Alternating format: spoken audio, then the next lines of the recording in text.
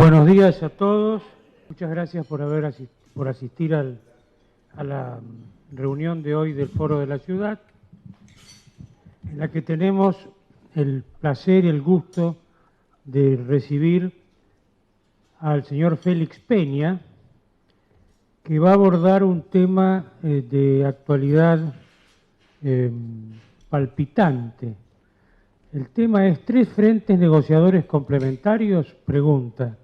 La renovación del Mercosur, la articulación con la Alianza del Pacífico y el acuerdo birregional con la Unión Europea. Félix Peña es argentino, especialista en relaciones económicas internacionales, con diplomas de posgrado en las universidades de Madrid y Católica de Lovaina, director del Instituto de Comercio Internacional de la Fundación del ICBC y de la Maestría en Relaciones Comerciales de la Universidad Nacional de 3 de Febrero. Se desempeñó en el INTAL, en el BID, en la Cancillería y en el Ministerio de Economía. Es miembro del Comité Ejecutivo del Consejo Argentino para las Relaciones Internacionales. Le dejamos el uso de la palabra entonces a Félix Peña.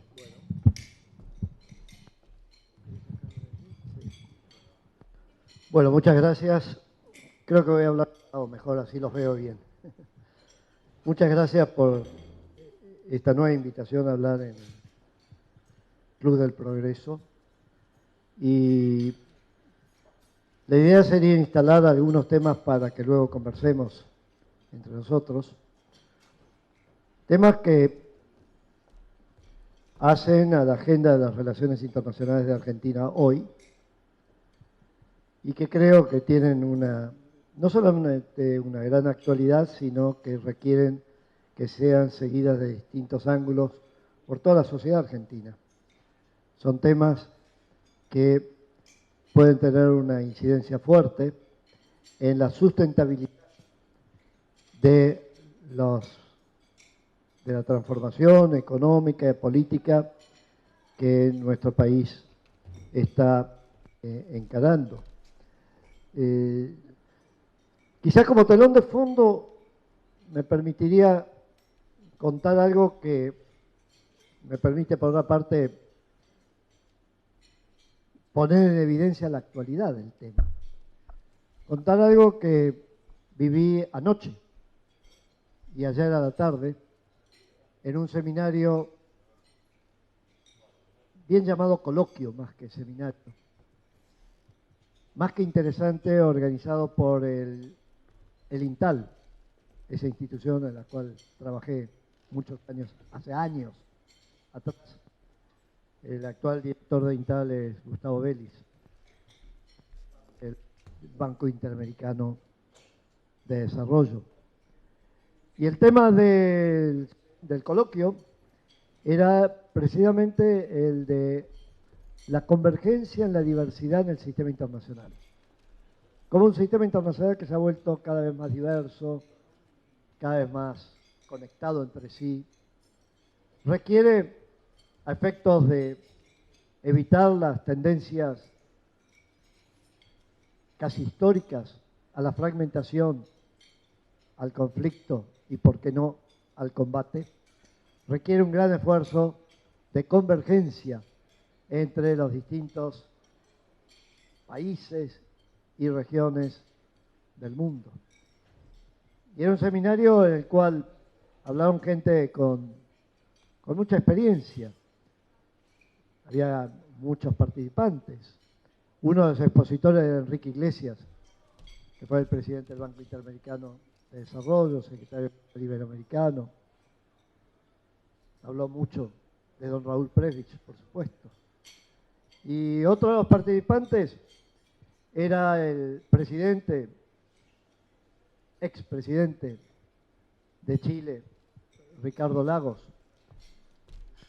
Tuvimos luego en la Embajada de Chile un conversatorio de unas 2 horas a la noche sobre los temas que habíamos estado viendo en la tarde y que básicamente eran los temas que les voy a plantear hoy.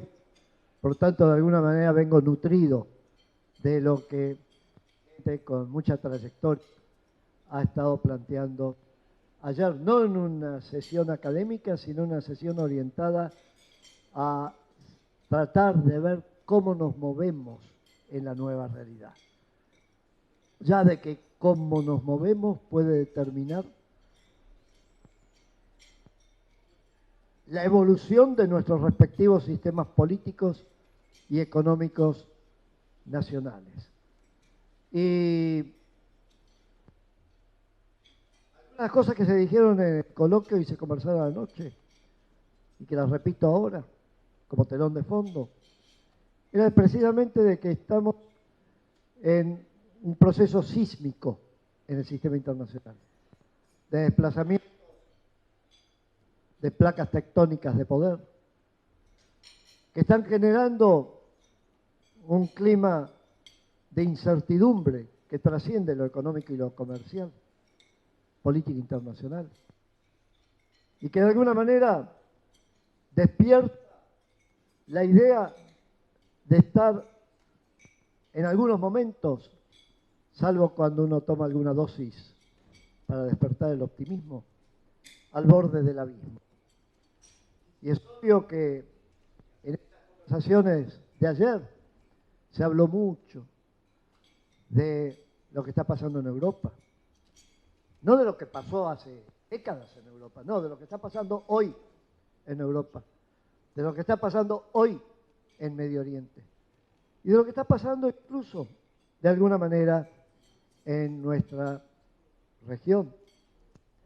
Y lo que está pasando, y voy terminando el telón de fondo, a mí por lo menos me evoca y me despierta cada vez más curiosidad por un momento en la historia no muy lejana de nuestro mundo, en el cual uno encuentra paralelos preocupantes con el mundo actual, que es la Europa del año 20 del siglo pasado, de la década del 20 del siglo pasado, que más o menos todos sabemos cómo terminó esa década. Y es una década en que hay muchos esfuerzos para evitar la fragmentación, muchos esfuerzos a través de grandes conferencias económicas, grandes ideas de articulación, de negociación, que fracasaron y que de alguna manera el tiempo ha permitido tomar conciencia de que porque no hubo la suficiente energía política para no fracasar, se fracasó. Ese día en que no se imaginaban, lo estaban prácticamente colocando a cargo del mando político en Alemania, ese día que asumía Hitler por primera vez en Alemania, nadie de los que participaron, y hay un libro maravilloso, nadie de los que participaron en el proceso de elección, casi por descarte, de Hitler, imaginaron lo que iba a pasar en Alemania. Cuento esto como telón de fondo del momento. ¿No tan cerca? De punta. La tecnología es importante. Como telón de fondo de lo que quiero instalar hoy en esta conversación con ustedes. Y he elegido 3 procesos de negociación que, en mi opinión, pero la opinión de muchos que están siguiendo tanto las relaciones internacionales como la política argentina, son frentes de negociación que son relevantes para el país y que de alguna manera pueden estar en su evolución nutriendo la respuesta que intenté darle a alguien que me pidió un artículo hace no mucho tiempo para una revista europea sobre los cambios que se estaban produciendo en Argentina, lo cual me gustó, un artículo lindo, un tema lindo, pero finalmente me hacían la pregunta del millón. Y me lo decían en forma fina. Y hablando con mucha gente, extranjeros en estas últimas semanas, era, ¿por qué cree usted que esos cambios son sostenibles? Y algunos de los interlocutores extranjeros que han desfilado por este país, nuestro país, en las últimas semanas y que vienen a tratar de entender lo que está pasando, uno intuía que en el fondo esa misma pregunta estaba ocultando una pregunta que, si fuera de maleducado, sería: ¿por qué esta vez te tenemos que creer de que realmente lo que es distinto a lo que tantas veces ustedes dijeron que iban a cambiar y no cambiaron? Y ahí me puse a buscar un poco argumentos y encontré que en realidad lo que eventualmente podía aumentar la dosis de lo que estamos haciendo es de que de alguna manera, a través de un conjunto de negociaciones tutles azimut internacionales, nos atáramos a un mundo que cada vez más está centrando la inversión y la capacidad de producir bienes y de prestar servicios en grandes redes multinacionales de producción y de comercio. Y que de esa manera entonces íbamos a empezar a tener claro de que mi empleo, tu empleo, depende que esos acuerdos funcionen. Y es lo que de alguna manera uno está observando hoy, a pesar de las turbulencias que se están visualizando en Europa. Nadie está planteando, ni siquiera Gran Bretaña, dejar de lado lo que había generado esa explosión de empleo inteligente en la Europa de la posguerra. Es decir, la gente no quiere desatar aquello que genera empleo productivo y que genera, por lo tanto, bienestar y horizontes de futuro. En esta perspectiva, tengo la impresión de que los tres frentes de negociación que están mencionados en el título de esta conversación se los puede entender a condición que los visualicemos como un todo. Es decir, no es tal negociación o tal otra, es la suma de negociaciones lo que puede generar una malla que torne difícil de desatar lo que estamos atando para generar empleo en Argentina. ¿Por qué? Porque cada vez más la inversión productiva se hace en los países del mundo en función de ese concepto tan inteligente acuñado por la Organización Mundial del Comercio y que está en su página web, que es hecho en el mundo.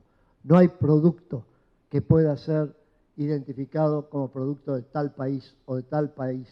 Y esto es lo que a la gente joven se le explica más que fácilmente, tratando de identificar la nacionalidad de tal teléfono, de tal automóvil, de tal y tal y tal, y no terminas de identificar bienes y servicios que son parte de hecho en el mundo, en un comercio mundial que hoy en día el comercio de bienes intermedios está superando ya el 60% de lo que se comercia en el mundo. El comercio está vinculado a redes, y para que las redes generen inversión y producción en tu país, tú tienes que estar inserto en esas redes.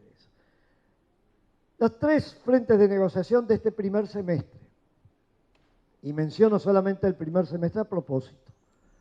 Cuando me inviten, y me van a invitar, espero, en el segundo semestre, les contaré las prioridades de los 6 meses siguientes.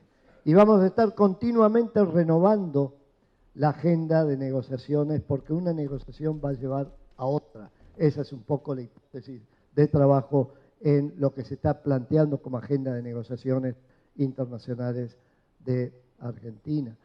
Y esto por un motivo muy simple. Cada vez que alguien negocia con alguien, y cada vez que alguien cierra un acuerdo con alguien, todos los que se han quedado fuera de ese acuerdo empiezan a preocuparse de cómo pueden quedar adentro de las preferencias que se negociaron en ese acuerdo. La corrida para no quedar afuera de la Unión Europea, para no quedar afuera del mercado americano, para no quedar afuera de China. Tomemos un caso que próximo a nuestros intereses y de muchos países de nuestra región, lo hablaba ayer con un alto funcionario chileno encargado de la promoción de comercio, el vino inteligente. el yogur inteligente. El yogur inteligente y la posibilidad de entrar a China con yogur hecho en Argentina o producido en Argentina, cuando Australia y Nueva Zelanda tienen convenios, que no que sean convenios que te den aranceles cero. Eso es antiguo, eso no tiene ninguna importancia o tiene poca importancia en el comercio internacional. Lo que importa en el comercio internacional, y es por eso que se negocia, son los marcos regulatorios, son aquellas reglas, normalmente la letra fina de los acuerdos, que hace que mi producto no entre a tu mercado, salvo que yo tenga también un acuerdo contigo. Y los tres frentes de negociación de este primer semestre que son importantes en mi opinión, son por un lado, tú me recuerdas cuando yo estoy acercándome a... Por un lado, lo que podemos llamar, a mí me gusta llamarlo así, no es una palabra fina, en un artículo académico no sé si lo usaría, la he usado, pero es expresiva, el ayornamiento del Mercosur. Ayornar algo es evitar que se quede en la antigüedad, ponerlo al día,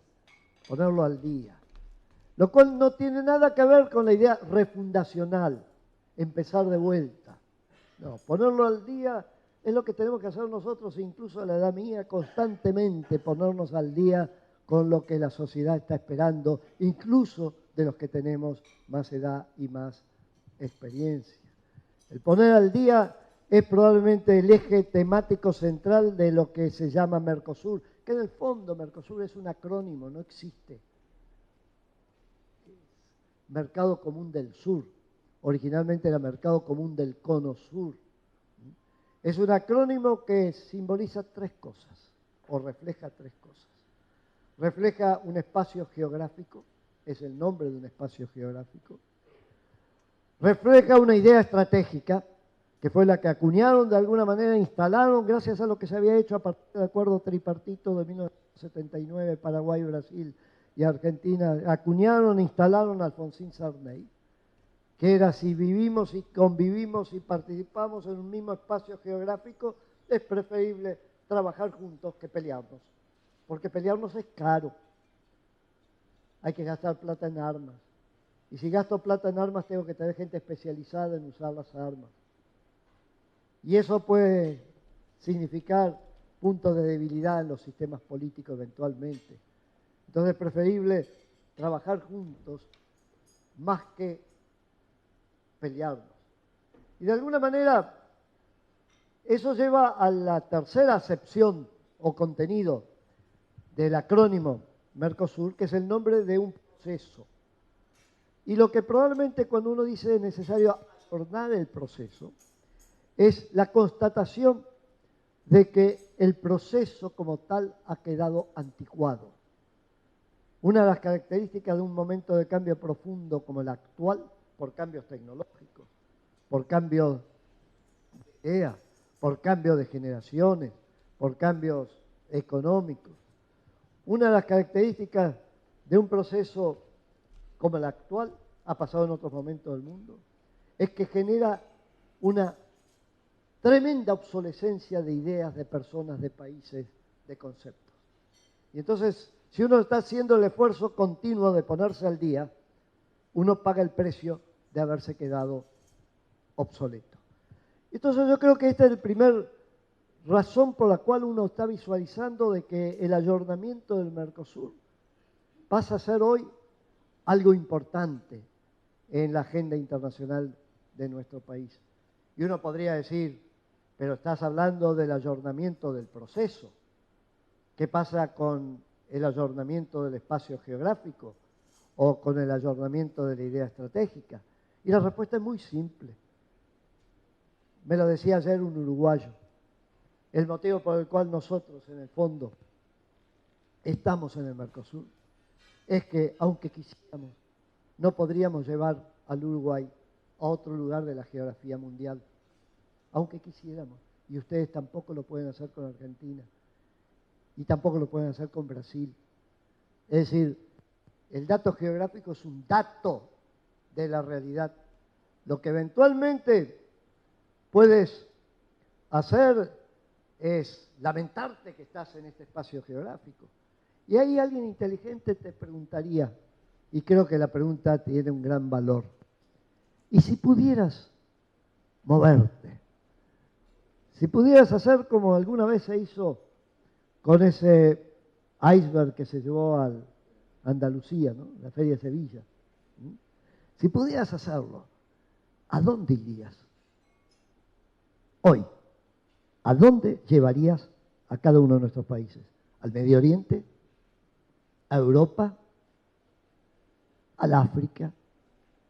A Estados Unidos no cabe más gente. ¿Al Asia? Quizás sí. Pero esa es una pregunta muy, muy importante. Y la otra pregunta es, muy bien, la idea estratégica.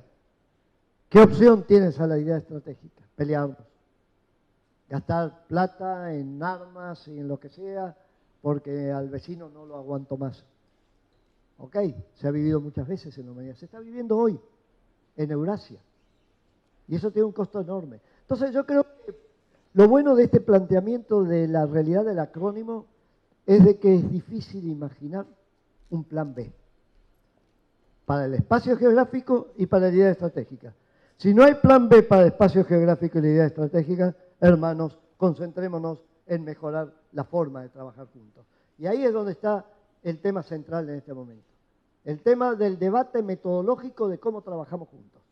Más que el tema del debate existencial sobre si debemos trabajar juntos. Es lo mismo que se está observando en Europa.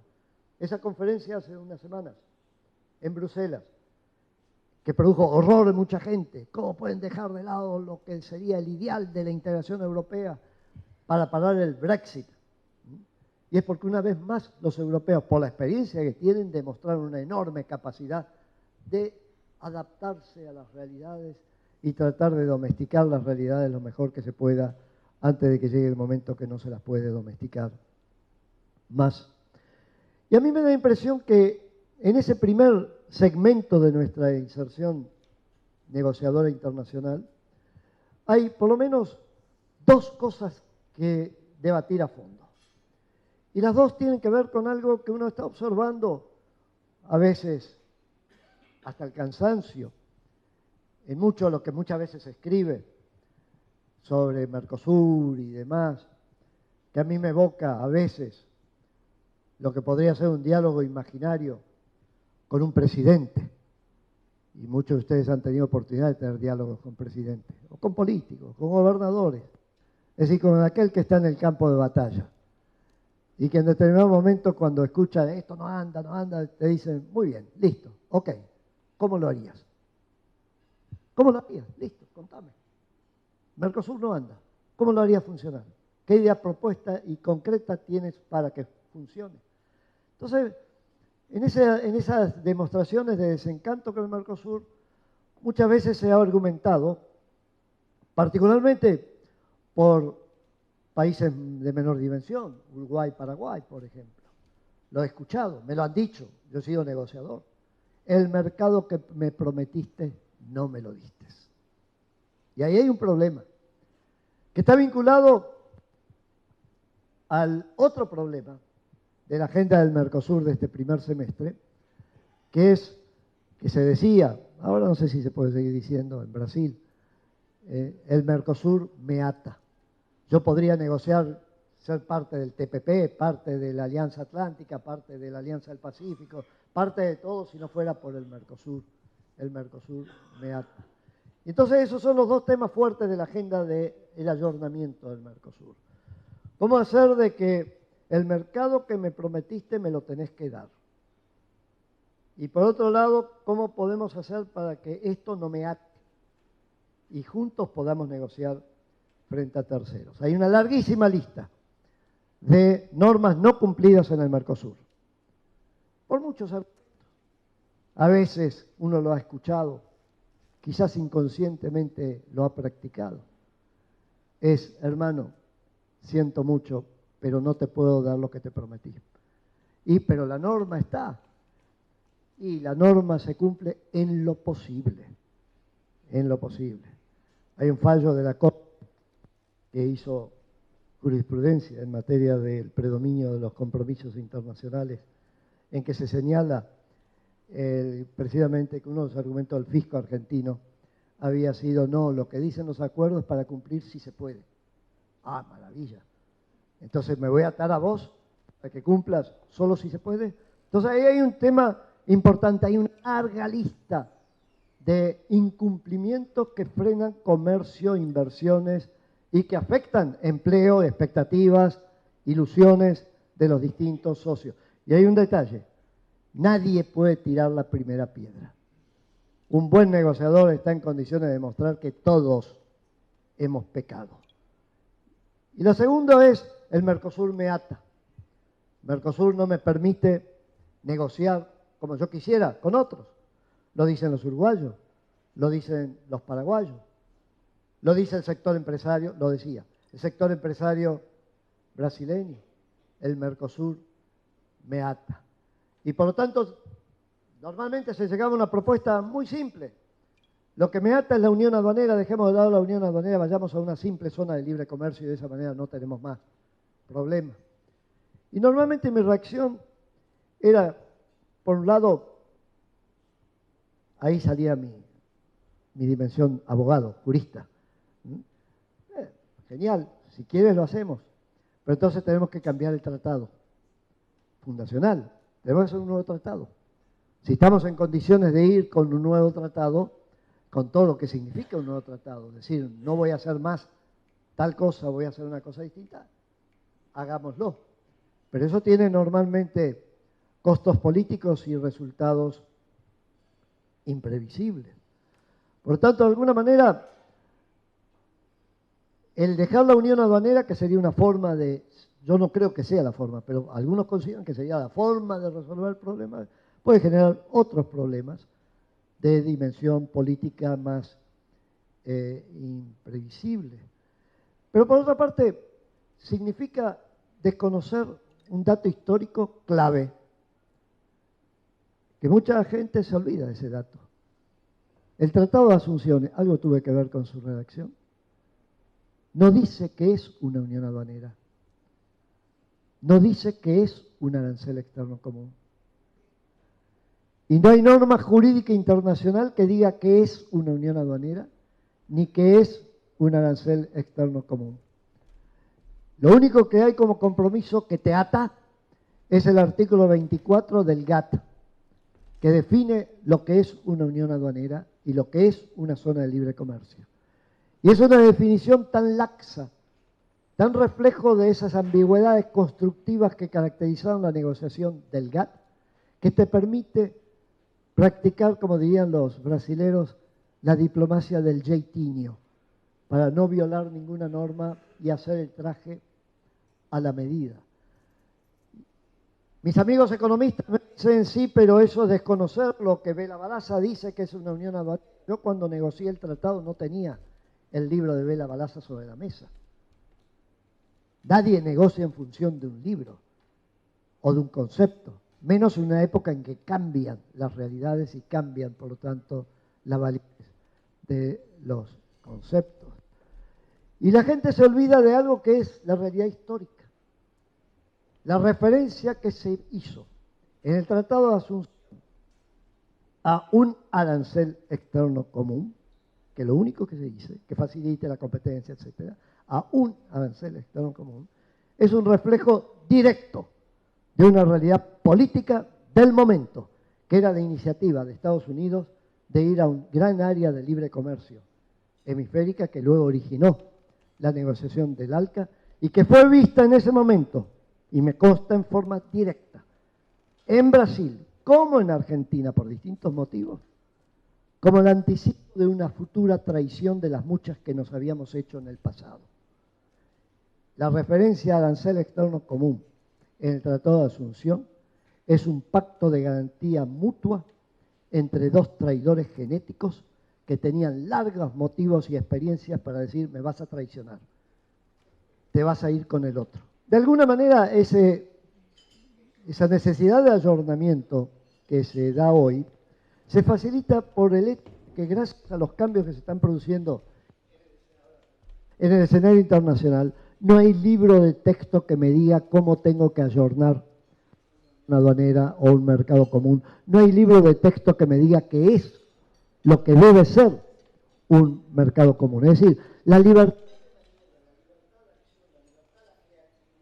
de tener los negociadores, en la medida que tengan claro algo, es enorme. Y lo que los negociadores tienen que tener claro, y los negociadores no son solamente los diplomáticos que están negociando, son todas las organizaciones de la sociedad civil, los partidos políticos, la prensa, los especialistas que de alguna manera inciden sobre los negociadores. Lo que los negociadores tienen que tener claro es qué querés y qué podés cuando te sentás a negociar con el otro. Porque nadie te obliga a negociar. Nadie obligó a la Argentina.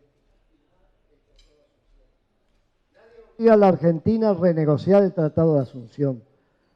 Nadie obligaría a Brasil a aceptar lo que la Argentina propone. Si hacemos eso es porque nos conviene y porque hemos logrado puntos de intersección entre los intereses recíprocos. Una negociación se cierra cuando uno y otro percibe ganancia. Y hay otro error que se suele cometer. Las ganancias tienen que ser igual para uno. Sí. De lo que se trata es que uno y otro gane. Uno puede ganar 100, otro puede ganar 10, pero si tú no ganas, puedes ganar, no vas a firmar el convenio que estás tratando de firmar.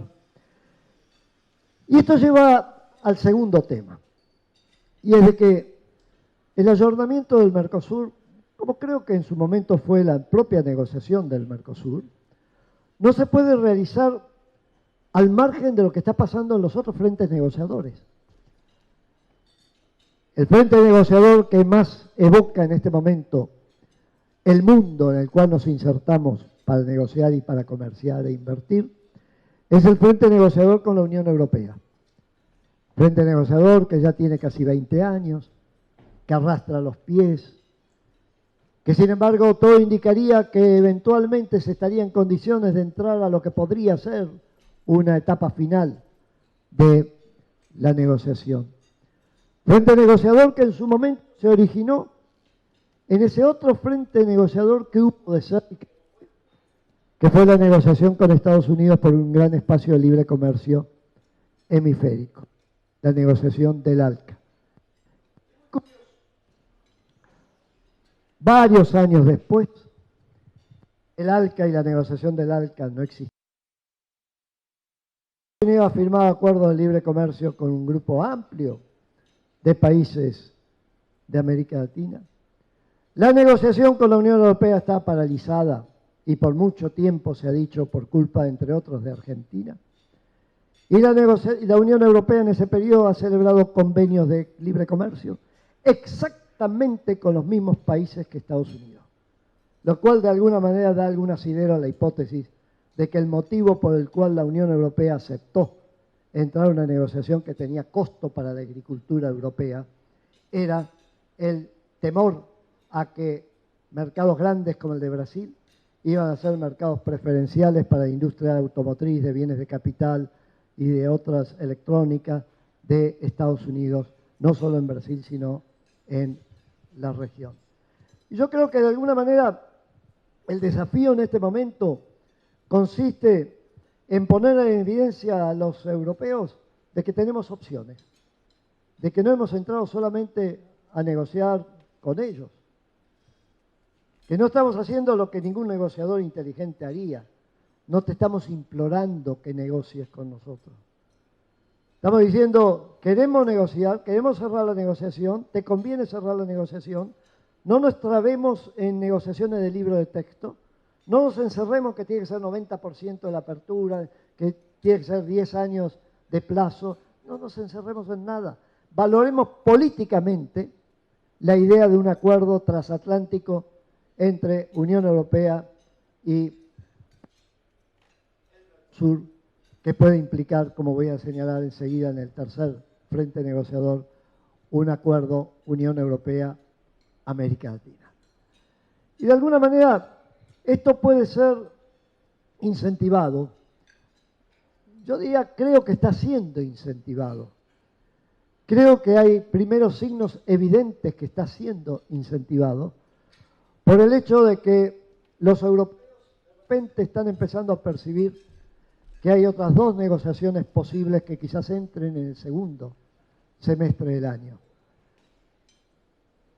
Es decir, cuando quizás ya sea too late for tears, desde el punto de vista europeo, demasiado tarde para llorar, si no aprovechaste la oportunidad. Que la negociación que ahora está empezando a instalarse fuerte, no solo en Argentina, con China, una China que hace 4 o 5 años ofreció una negociación de libre comercio con el Mercosur y ya tiene negociaciones de libre comercio con varios países de la región, y particularmente una negociación de comercio preferencial. No uso a propósito la expresión libre comercio en este caso. Una negociación de comercio preferencial de las Américas, pero con un pequeño detalle que la hace dramáticamente distinta a la negociación del ALCA, que sería a la vez con la presencia de Estados Unidos y de Cuba. Los europeos han tomado más que nota del itinerario reciente del presidente Obama en su viaje a la Argentina. Entonces, volviendo al primer semestre, lo otro lo estoy diciendo simplemente para indicar hacia dónde vamos. Volviendo al primer semestre, en esta negociación con la Unión Europea, cobra gran importancia, y ahora sí voy terminando, la idea que instaló en un artículo publicado en Clarín, tiro, por el expresidente Ricardo Lagos, que me llevó a leerlo enseguida porque si algo valora en momentos de cambios profundos es la opinión de alguien que está en el campo de batalla y sigue joven para volver a estar, si lo quiere, en el campo de batalla. Alguien que ha sido presidente, que mantiene la idea de un expresidente. Y lo que plantea Ricardo Lagos en este seminario al que hice referencia antes, es de que finalmente la buena noticia de negociación Unión Europea-Mercosur es que facilita la integración de América Latina. Retomando entonces el canciller chileno Heraldo Muñoz, el día mismo que instaló su gobierno la señora Bachelet, que dio lugar luego en noviembre del 2014 a una reunión de ministros en Chile sobre el cómo hacerlo, la idea de la convergencia en la diversidad. Es decir, no pretendamos, no aspiremos de que América Latina sea un todo homogéneo. Interroguémonos, no pretendamos que Alianza del Pacífico y Mercosur se unan en un solo proceso de integración. Lo que tenemos que aprender es a la convergencia entre los diversos, porque la riqueza de América Latina está precisamente en la diversidad, que a veces puede tener connotaciones ideológicas, pero que es una diversidad mucho más rica que la sola diversidad de tipo ideológico. Entonces, de alguna manera, el planteamiento de Ricardo Lagos va en el sentido de que, dado que los países no miembros del Mercosur, casi todos ellos, salvo Bolivia y Venezuela, que son miembros formales en proceso de incorporación al Mercosur, tienen acuerdos con la Unión Europea. Si el Mercosur cierra un acuerdo con la Unión Europea, es cuestión de conectar particularmente en las reglas de origen, a través de mecanismos de acumulación de reglas de origen, la serie de acuerdos entre Unión Europea y países latinoamericanos para generar el hábitat necesario para cadenas de valor transnacionales de origen latino o de origen europeo o de origen chino, que aspiran a trabajar en mercados más amplios, como hoy en día está ocurriendo en muchos sectores de la producción. Y esta idea ha aprendido porque de repente está poniendo en evidencia que entonces ya no solamente ayornar el Mercosur, no solamente abrir camino a un gran espacio de interacción y de conectividad, difícil de concretar, pero un gran espacio de escala latinoamericana, sino que eso abre la posibilidad de un gran espacio transatlántico con los países de la Unión Europea. Y ahí viene la pregunta final con la cual termino. Y la pregunta final es, imaginemos que ya estamos en julio de este año. Imaginemos que se haya avanzado en estas cosas. Hay muchas cosas que hace 3 meses no las hubiéramos imaginado. Imaginemos que se ha avanzado. ¿Qué es lo que pasaría si efectivamente empieza a estar cierto de que va a haber un acuerdo Unión Europea-Mercosur? Que ese acuerdo va a ser parte de un ayornamiento del Mercosur, es decir, algo más abierto, más preservando, sí, porque entre los socios, pero más abierto a negociar con distintos sectores, distintas regiones, con China, con Estados Unidos. ¿Qué pasaría con los otros frentes de negociación? Y lo más probable es que esos otros frentes de negociación se activen en el segundo semestre de este año. Y estaríamos ahí entonces no solamente generando condiciones para crear empleo de esta región a través de inversión productiva, cadenas de valor y demás, sino que estaríamos haciendo algo que en este contexto internacional de gran incertidumbre pudiera significar generar horizontes de futuro en nuestra gente. Y termino, para definitivamente terminar, haciendo la pregunta que probablemente ustedes tienen en mente, y algunos son simpáticos y me quieren, no me la van a formular, pero yo la formulo. ¿No es un poco ingenuo lo tuyo? ¿No es un poco ingenuo imaginar que Europa va a estar preocupada, me lo han dicho ayer los europeos, va a estar preocupada en acuerdo con el Mercosur, cuando ustedes no existen y cuando los problemas que tiene Europa son tremendos? ¿No es un poco ingenuo imaginar que Cuba y Estados Unidos se van a entender? ¿No es un poco ingenuo imaginar que finalmente China va a entrar en una negociación Japón de este tipo? Y mi respuesta categórica es sí, es ingenuo. Ojalá muchos europeos hubieran sido más ingenuos al final de la década del 30, cuando consideraban que era imposible hacer algo que parara lo que se les vino encima.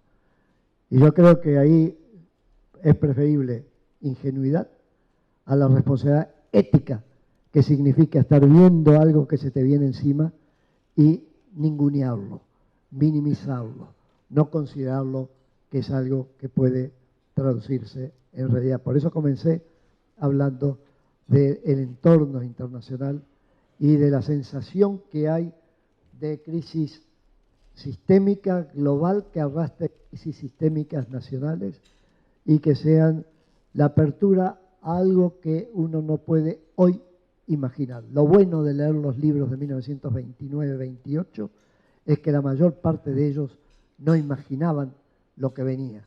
Hay un libro fascinante de historia de un gran historiador, Christopher Clark, origen australiano, Cambridge, publicado hace 2 años, sobre por qué esos 6 estados, esos grandes países, fueron a la guerra del 14. ¿Eran tontos? ¿Qué pasó? ¿Por qué fueron a la guerra del 14? Y la hipótesis, después de un largo libro que pone en evidencia Christopher Clark, y de ahí viene el título del libro, fueron a la guerra porque no entendían lo que estaba pasando. Eran sonámbulos. El libro se llama Sonámbulos. Creían estar despiertos y estaban dormidos. 2 de ellos o 3 de ellos perdieron un imperio y perdieron la vida, porque eran sonámbulos. Yo creo que la exhortación es no seamos sonámbulos nosotros. Gracias.